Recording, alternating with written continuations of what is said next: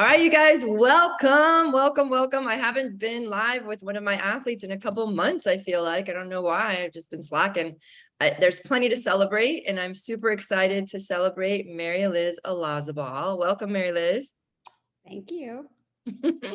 So we have a lot to celebrate, but I would love to start at the very beginning and just get a general introduction of who you are and how we met and how long ago it has been, because it's been a while now, right?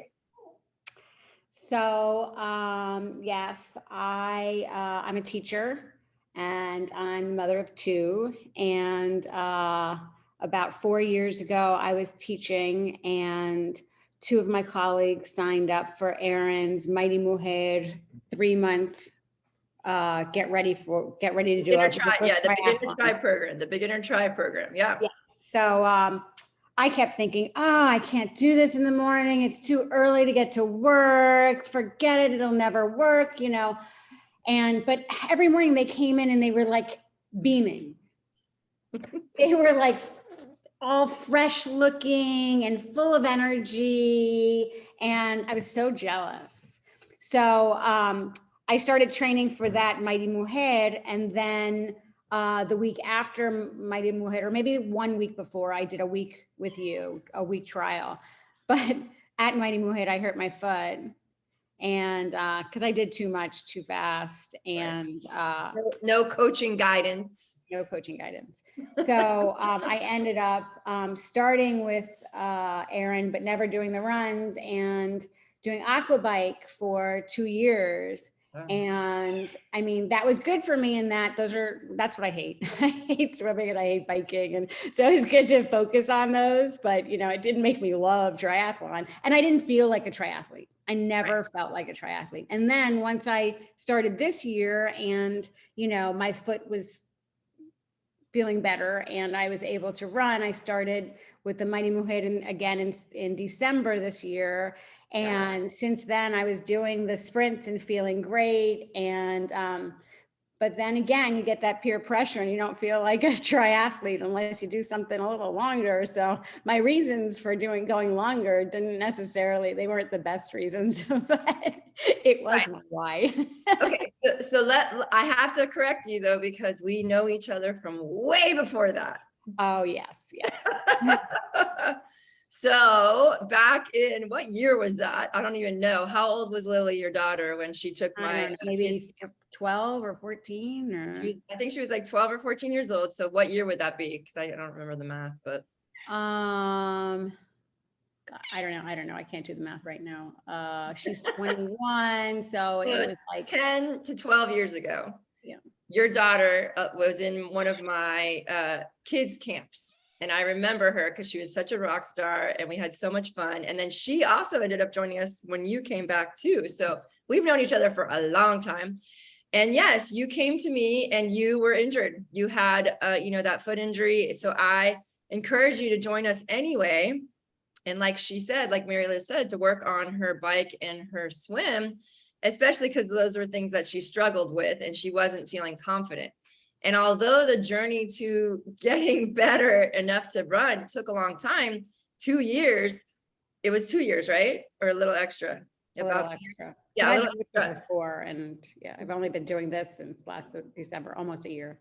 Yeah. So honestly, I mean, I can relate to you. I had a similar injury in my hamstring that took 2 years to get better, so that I can run again. Right.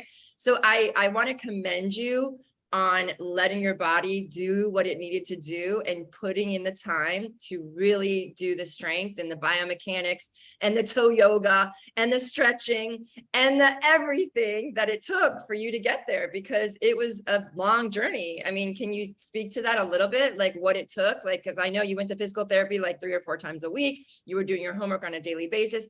I had strength training for you specific to what I believed was going to help you. You had your physical therapist. And then you had the whole mental state of, am I going to ever get past this? Right. But, so many injuries don't allow you to do anything. Yeah. And it was always, okay, well, I'm still able to do 2 things plus strength and anything else. The only thing I couldn't do was run, and to focus on the fact that I couldn't run was to miss what I could do. Right.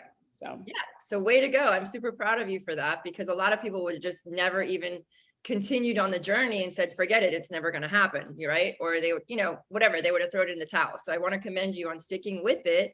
And then I do want to talk about that you never did feel like a triathlete despite just the aqua bikes, but being able to race the aqua bikes still puts you in that race setting. And when you cross the finish line, I know, because I did this myself for many years doing the aqua bikes instead of the triathlons, you still get that sense of accomplishment. Wouldn't you agree? At the race? Yeah. And being out there, yes, with everybody else. And yeah, and you're feeling like a part of the group and the part of the triathlon community, but I get that one part is missing and you were always longing for that. So this year, let's fast forward to this year when you were back, and then we got you back out there in the sprints and the Olympics. And how many I never did an Olympic. Oh, you never did an Olympic? I know. I tried to keep it under the radar, so you didn't make me do an Olympic. Yeah, I think what happened was you did your super day instead of doing the Olympic. But yes, you did a couple sprints and you ended up on the podium, right? Yeah. And it was bigger to be on the podium because, there were more and more people in my age group. So when I used to be, in the aqua bike, first out of one or first out of two, and then, I started back in the sprints and it was still like first out of three or first out of four. There was never any like big, so it had to be my own goals, yes. That my time got better. Yeah. And then there were, 7, and I think in the last race in July or whatever. So that made me feel better. Plus my time was so much better, Yeah. Not my overall because it was shorter, but yeah. bike time and the average pace and whatever. Your speed on the swim, your speed on the bike, and your speed on the run was all faster despite the race being shorter. You were still faster and improving. And that's kind of, how we do things at Full Circle. Like I always am asking my athletes to come in at whatever level they are and not be going right for the long stuff, not be going for the Ironman right away, and really work on their speed and their strength and their skill in each sport so that you don't get burnt out by going long and having it be a terrible time because you weren't physically or mentally prepared for the distance. And I can tell you, I was at a race recently where people were really, really suffering because they really didn't put in the time, right, leading up to it. And when it got to be your turn to do the race, I was so excited because you actually felt like it was easier than the training, which is it was so much easier than the training. Okay, but we're going to get there. So let's talk about when we going through Full Circle, we do like 6 to 8 week blocks. We do 3 weeks on, 1 week off of recovery. You're a very busy person. You're a teacher. You're working, you have set hours. Sometimes you're training with us. Sometimes you're not. Sometimes you're doing stuff on your own, right? And so can you kind of speak to just the process of the last 2 years with us, whether you were swimming and biking only or swimming, biking, and running, and how you continue to strive for that improvement with your improvement in the speeds and getting better in your skills? Like, can you speak to that a little bit? Well, I'm not sure I did all that you said, that there, but I think one big thing was I tried as hard as possible to stay consistent. I never am the person who takes off a month, Right. or the season ends and I just, don't show up. And Right. showing up and keeping within a certain framework, of workouts is important to me. So I'm always consistent. And I feel like, I go to the gold calls when I can, or listen to them, because I feel every time there's something that I can learn. Yeah. So what you're talking about, we have weekly or bi-weekly calls, depending on what group you're in, where we're on Zoom together, just like this. And this is how I check in with my athletes that I don't see every day. Right. And it's not just me coaching that she's speaking to, it's the entire group, right? Everybody brings something to the table in the group calls that you learn from, right? Right. And when you go to track practice, you hear what you're telling other people to do, and you check in with yourself. And, for a good, 6 months last year, maybe even longer, I couldn't go fast. Right. So all I had to focus on was Form. Technique and form. Exactly. Exactly. So I was leaning forward. I was trying to do the fast feed. I was, keeping my chest up, lifting myself off my feet, trying to keep tight arms. As I saw my pictures of the run in the race, I don't have tight arms. It's something that I have to work on. Well, honestly, at 13 miles at the end of 70.3, so don't worry about it if it doesn't look picture perfect, but you've come a long way. And, I'm super excited. So anyway, the years going by, I think it was actually 2 or 3 months ago, almost, to the day right now, that you came to me and you said, oh, I think I'm ready, that you wanted to go longer, right? And you were nervous, like you were literally, I remember you said, do you think it's even possible, right? Didn't you ask me that? Well, because I was only at running 6 miles. Right. I had 2 months to the race, and but I was consistently coming to practice, and I had done a lot of biking over the summer and done a bike trip over the summer. So I felt like I was stronger in that than I'd ever been before. So I'm not the kind of person who can look 6 months out and sign up for a race 6 months away, because I don't know if I can be disciplined that long. Right. So having it just 2 months out and having it be this race where the weather was going to be good, the current was going to be in my favor, the ride was going to be flat, and it was going to be 75, whatever. It was, the weather was going to be good, were all things that made this like a perfect race for me. Yeah. And the people going, I knew could be, support, my advocates. Exactly. Yeah. So we had a couple other people. She decided to sign up for North Carolina 70.3. And for anybody who doesn't know about that race, it is a very nice course. It's in Wilmington, North Carolina. And typically it's great weather, not too hot, not too cold. And the current is with you on the swim, so that does help. And then it's not completely flat, right? Aren't there some little hills? No, it's rolling. Like a lot of the bike rides was on the highway. Okay. And it's rolling. It almost feels a little like Claremont, not totally like the hard parts of Claremont, but the easy part of rolling Claremont. Nice. Okay, cool. And you can also attribute, you have awesome bike skills because of Ultimate Tri Camp too. You've come to Ultimate Tri Camp how many times? 3. This will be my 4th. So that is also a really good shout out to your skills that you've been able to achieve in camp and then bringing them home and applying them. Now, did your power meter work?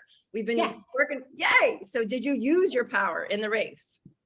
Yes, I did. I totally did. Like I started off and, at each part you feel like an adrenaline rush. I mean, when I was coming into the end of the swim, I could see the flags to get out and I just glanced at my watch. I never want to sacrifice a second. It's not like I'm going so hard, but I still don't want to glance at my watch, but I did. And it said 28 minutes. And I was like, are you kidding me? I can see the end. I mean, this was like, I was expecting 40 to 45 minutes. So I was kind of like on a high. It was a beautiful, the water was just beautiful. I was enjoying myself and I got out and, you get on your bike. I want to start from the very beginning. So you decide to do the race and we start digging in and just increasing your volume. I already knew. I said yes right away. I did not hesitate at all. Now, someone else who came to me and said that I didn't know as an athlete, and they said I have 2 months to a 70.3, I would have said no. Because I already knew you put in the work. You did the drills. You've done the strength. You are not going to get injured by adding the volume. I knew that was going to happen. And so I was completely confident and I was so excited that you were going to finally take the plunge. I'm not always the big advocate for long course, right? But for you, I felt you were really ready. And I think you were right because we did have other athletes that were going to be there. So the 2 months that you went from short course racing to long course racing, did you struggle at all with adding the volume? Was it a huge change or really not that much? So every time I saw a workout in my Training Peaks, I looked at it, I'm like, she freaking kidding me. I would just look at it like, oh man, 3-minute intervals, load up all your gears, 10 times 3 minutes or whatever. I was like, oh no. And then the run would be the same thing, like 10 times 800 or, whatever. And they were just all big. And so, yes, it was a big change.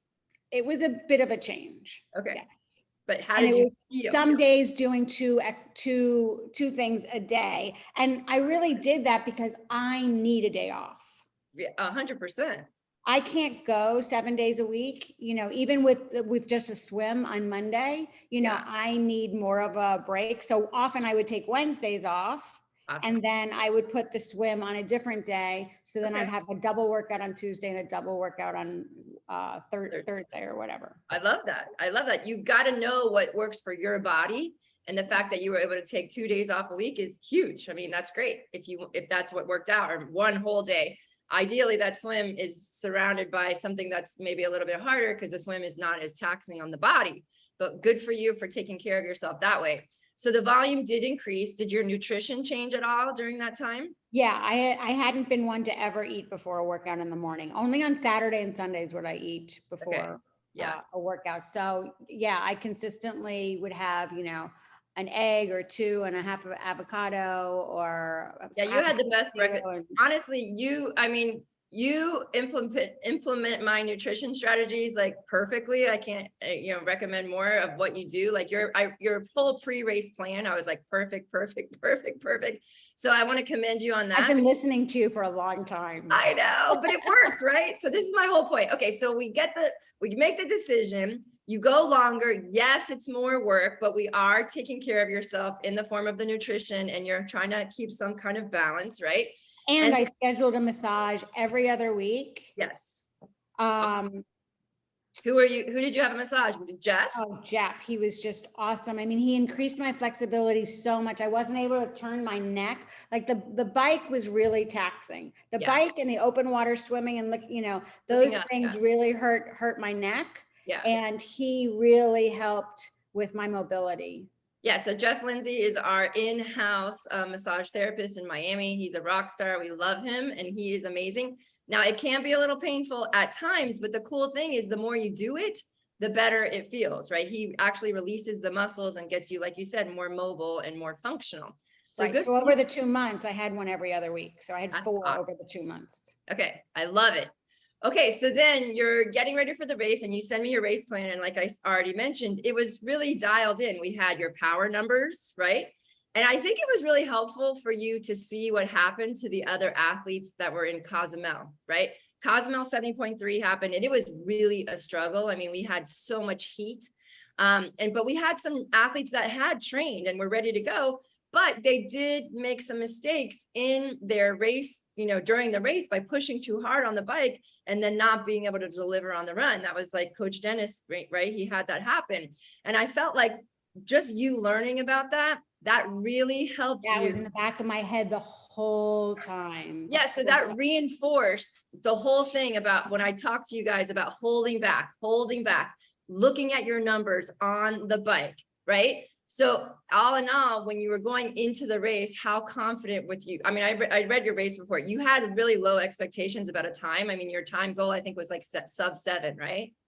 Well, no, on my tri-calc, when I used my race numbers and I put them in there, or my long bike rides and I put them in there, it came out with 6:35. And I was like, there's no way I can hit that. I'm going to be so embarrassed after the race when it's like 7:15 or something like that.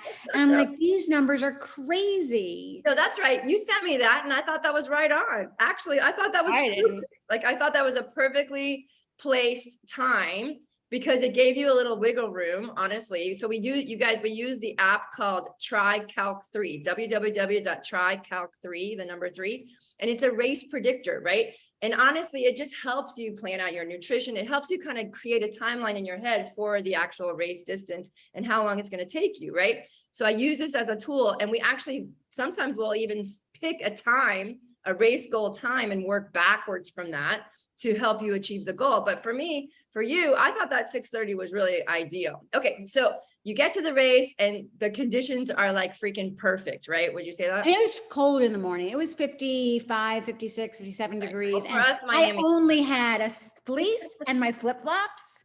I mean, Carmen, I don't know why I didn't pay attention to them. We left from the same apartment, but I didn't bring sweatpants. I didn't bring sneakers. So I was freezing in the morning. By the time Carmen and I went for, a 15-minute run, it felt so good. Even though I was only wearing my stupid flip-flops, it felt so good to go for a run. And then we put on our wetsuits and that warmed us up a little bit, but it was cold in the morning.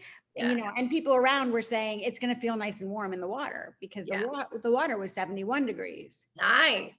And then it was funny because there was a guy in line right near us, and Carmen noticed that his wetsuit was inside out. And so she's like, "Take his Should I wetsuit tell inside him? out."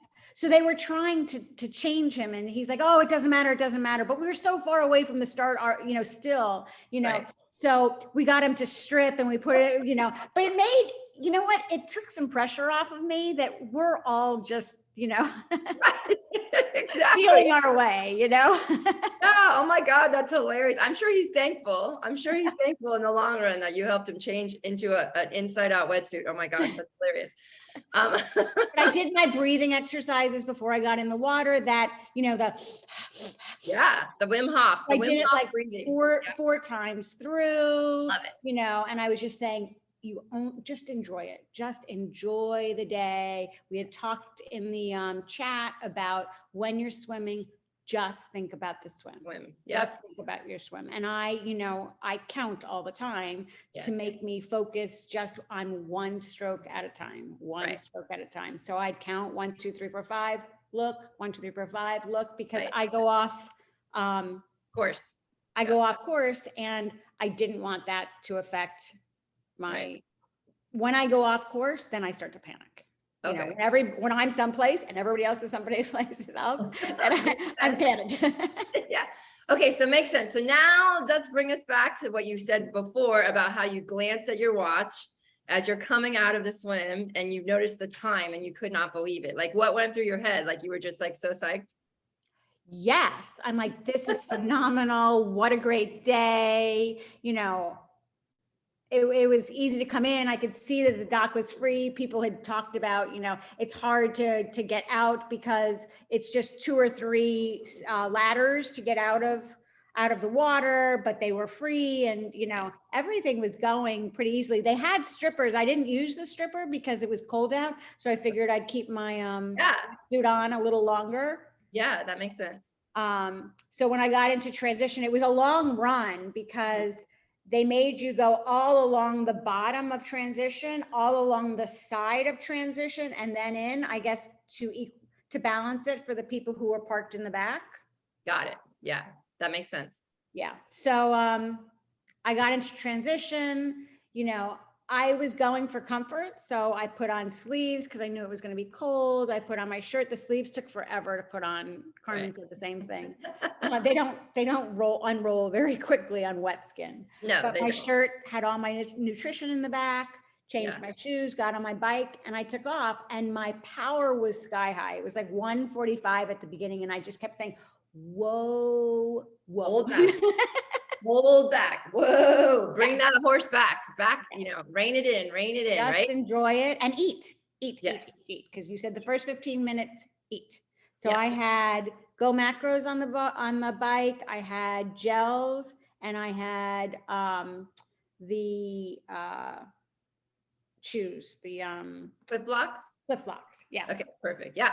Awesome. And so I have to laugh because I read your race report and it says you actually counted. You didn't even, I don't know if you did, were you not looking at your computer, but you actually counted your foot rotations, your cadence, your RPMs to help you like distract yourself, or what was that about? It keeps my heart rate down. Like I noticed when we did the 3 times 15 miles. Yeah. The first one, I wasn't paying attention. Right. Okay. I was like, oh my God, this is such a big workout. I was like, that was a workout, 3 by 15 miles. That's one of like the last workouts before the race. Yeah. Yeah. And the second one, I started to count. And you got better. So it's like I count only one leg and I count like every other one. Okay. And my heart rate totally dropped. That's so cool. Like I'm a counter too. I count everything. I count my strokes. I count my footsteps. I count when I'm walking. So you and I are in sync about the counting thing. It does calm me down. It distracts me from pain. Like if I'm in pain, I wanted to talk to you. We're going to get to that part of your run. So let's talk about what you did to pay attention to your power and hold yourself back. So we were talking about how Coach Dennis literally blew himself up on his race in Cozumel by pushing not that much. I think it was 20 watts harder than he planned to. But because of that, it cost him his run. Like he had no run because he literally like used all his legs, all his energy on the bike. And so I was warning you guys, you and Carmen, to really hold back on the bike and not look at the speed, right? Just disregard the speed, disregard people that you think you're faster than that are passing you, and just keep your blinders on. And I just want to say, I was watching you, right? So I was on the app and I'm like, Mary Liz is doing exactly what we planned. Like I couldn't be more proud. I'm like, she could totally be doing 19 miles an hour right now. I knew that. And you were literally, I could hear you. I could feel you just holding back because I knew you were going to kill it on the run when you got to the run. And it went like clockwork. So talk to that. My heart rate never went out of zone 2. Yes. So honestly, you could go faster. Because if you can, you know what, you could have pushed a little bit faster, but I would rather. I've never done all of it together though. So I know to know that. I'm happy you did it your way and you held back more than you think you should. Now you know what's possible for the future. You know that if you want to do another 70.3, you could push into your zone 3 heart rate and see what happens now that you know what's possible for your zone 2 heart rate, right? And I know you did go a little bit into your zone 3 power though, right? Yes. Yeah. When you were feeling good at the end. Yeah. Right. Yeah. So I was talking to people on the bike. I was looking around, you know, that's awesome. I love it. Okay. So you're finishing with the bike, and a lot of people who haven't done the training are like, get me off this bike. Like I'm done. Did you feel like that at all? I didn't. No, not at all. I mean, it was long. By the end, you do want to get off. Yeah, of course you want to get off. You're ready to get off. I wasn't like dying. I was like, okay, you know. Yeah, you're ready for the next phase of the triathlon, right? So that's awesome. I love that. And so you transition to the run, and in the run has in the past, the run has been your struggle because of your foot, right? So let's talk about that and how you started out and how you paced yourself. It was I started out a little fast. It was like 9:35 or whatever for those first 2 miles, but I kept staying. I felt like I was barely moving. I was like, I know. Trying to go so slowly, and I just, I was going faster than I wanted to, but I kept saying to myself, slow down, breathe. And I walked every aid station. I would take water at the beginning, walk through it, and maybe take some water at the end. Yeah. I ate every 15 seconds. Throughout the whole thing, I had a salt pill every hour. 15 minutes, you mean? Not 15 minutes, sorry. Did I say seconds? You said seconds. That's okay. Okay. So every hour I had a salt pill because I was really worried about cramping towards the end. Yeah. And I didn't have any electrolytes in anything else. Wow. So I really needed to take my your salt pills. Cool. And did you do any caffeine? I did at 40 miles on the bike. Perfect. And at 10 miles on the run, I took caffeine. I love it. Okay, cool. Okay, I took a caffeine gel. Right. And then let's talk about, because in your race report, I also saw, you had a thing in your back pocket in case you had pain, right? So what was that strategy that your daughter taught you? I thought that was really cool. I never knew that Lily did that, because I know she's been struggling with a lot of pain as a triathlete as well. So I would love to hear like what is that little method? Well, so we had both read these, she's read a few books, but a book by John Sarno called Healing Back Pain, where so much back pain or so many pains are, in our head, they're emotional. Yes. It's not that they're not physical, but. No, they're manifesting physically, but there is emotional component to it that you can shift it, right? That's what he's right. So Lily had told me that in one of the books that she read, that it says you can move your pain. So think about it, since mine is often in my foot, think about moving it up. And, you move it up to your knee, your hip, your shoulders. And I'm like, I don't need a niggle in my knee. So let me just move it straight up to my shoulders. So I kept thinking about my shoulders, and you feel your shoulders, you think about your shoulders, and then you're not thinking about your foot. Yes. Not anymore. I love that. I'm going to use that. Like, I had no idea about that strategy. I'm like, I like that. Sometimes if I'm in pain, I do the counting thing. I count to 11 and I start over just to distract myself, Oh, no. I was counting to 640. Oh my God. You're hilarious. Because I was counting every step on one foot, but from one aid station to the next aid station. I love it. Okay. So pacing on the run. like you said, you started a little fast and then you kind of came I back, settled into like settled in. I think it was low 10s, but with the walk, it ended up being to like 10.5 minute mile, 10 to 10.5 minute miles Right. straight through. And then mile 10, I was mile 11 was 9:56, mile 12 was 9:38, mile 13 was 8:40, and my last 2/10 of a mile was 8:02. So I was just like pouring it on at the end and passing people, and I had so much left in me that it I felt. just want to congratulate you because I preach this strategy. Like, I can't tell you, before every single person who races with me, I teach them this strategy. But very, very few are able to execute because they always get fooled into believing the speed it gets you the result. But it's not true. You have to hold back. You have to hold back until you actually have that last 5K, right?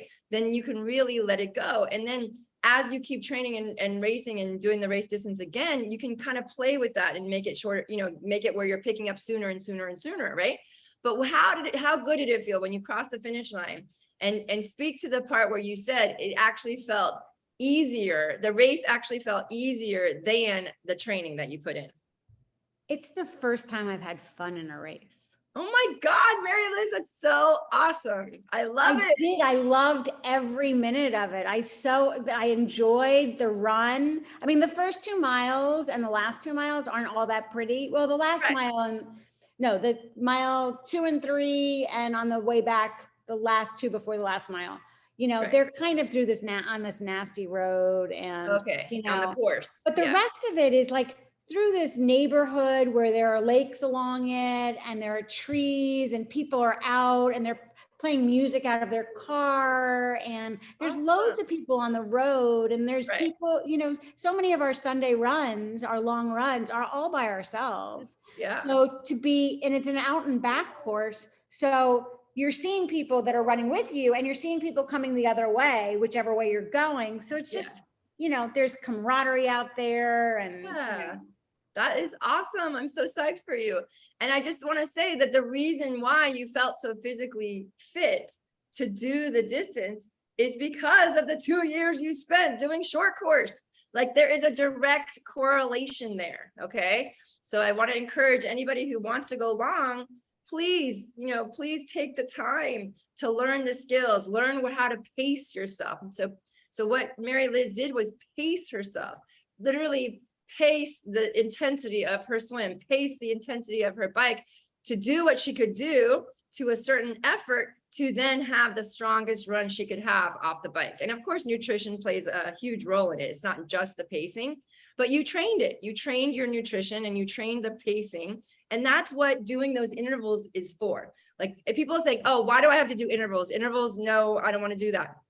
The interval does make you stronger, don't get me wrong, but it's also teaching you how to control your own body to reach the desired goal. You know what I'm saying? Don't you think, like, you in the beginning, you would do those shorter intervals. And then with the long course, we were doing 15-minute, 20-minute, 15-mile intervals. And it was hard for me to hit my power on those. I really, really struggled. It wasn't hard at the race. I thought it was more of a struggle to keep it low, keep it down. Yeah. So, I mean, I want to make training harder so race day is easier. So honestly, I could not be more happy with your result. And what was the total time? We never told everybody. 6:11. 6:11. What a great number. But the Cozumel people really freaked me out and they made me hold back. Right. Their experience really, made me keep everything in control. When you watch people suffer in a race, you really want to do something different to not have that same effect, right? And I certainly didn't want to injure myself, Yeah. Okay, cool. So I have to ask, what is next?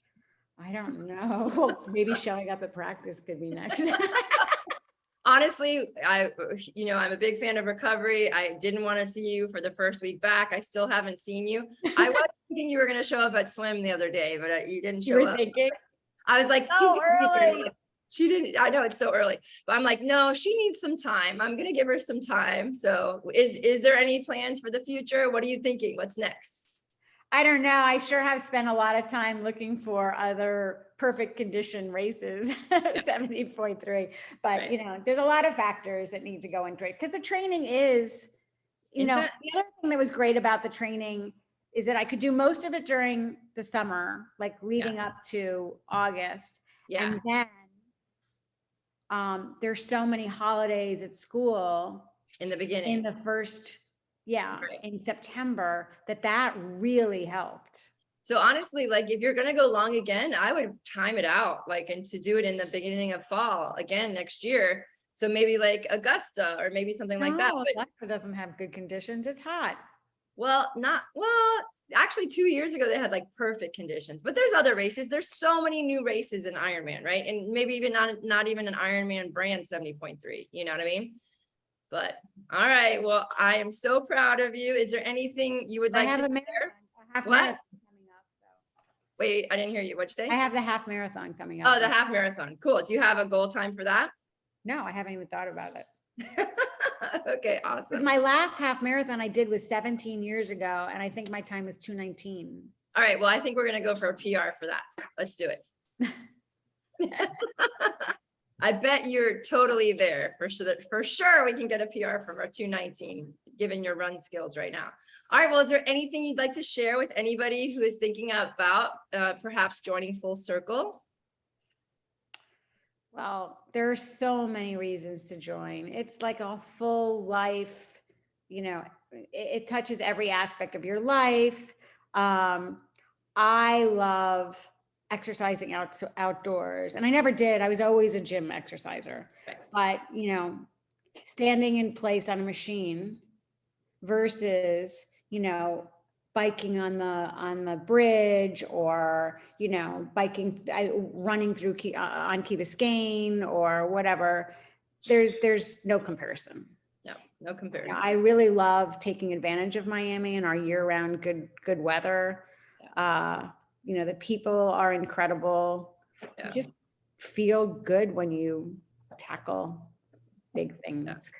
Well, the Full Circle Tribe loves you. We are your biggest fans, and we could not be more proud of you. So congratulations once again, and we celebrate you and all of your accomplishments. So way to go, girl. Thank you. All right, bye, you guys. Have a good night. Bye. Bye.